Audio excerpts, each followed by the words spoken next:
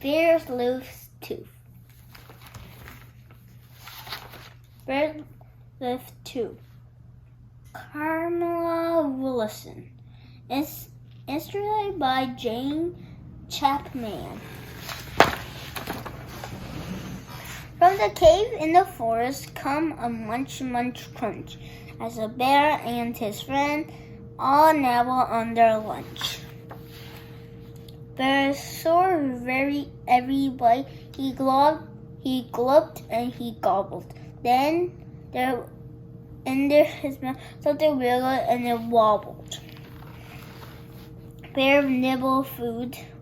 Something moved and he chewed. It was Bear's loose tooth. Bear pointed in his mouth and said, "Oh dear, my tooth feels funny.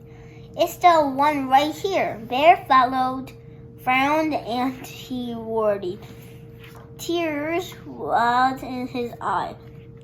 "But how I will eat if my tooth says goodbye?"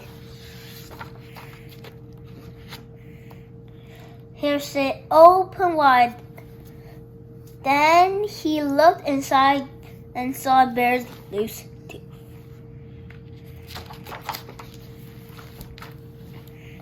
That's sweet. Don't fuss. You see, a new tooth will grow where your old used to be. "We'll help," said Rain. "We know what to do." And with the new. Rain pinched on Bear's lip and got a good grip on Bear's loose tooth. It's already ripped. This one was already ripped. It's really, okay. Rain pulled on the tooth with all his might. Is it out as Bear?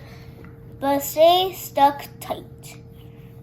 It's a bit too small for the job, said Wren, "so I'll grab the tooth," but the tooth stayed in. Badger said, "I'll try," and he gave a big prey on Bear's loose tooth.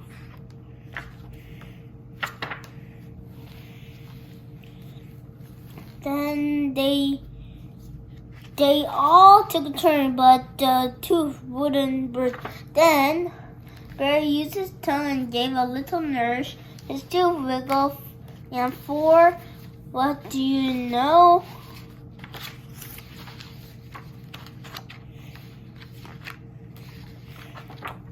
Bear's loose tooth fell out. Bear danced a big dance. Bear grinned his big grin. Bear held up his tooth, and he showed all his friends.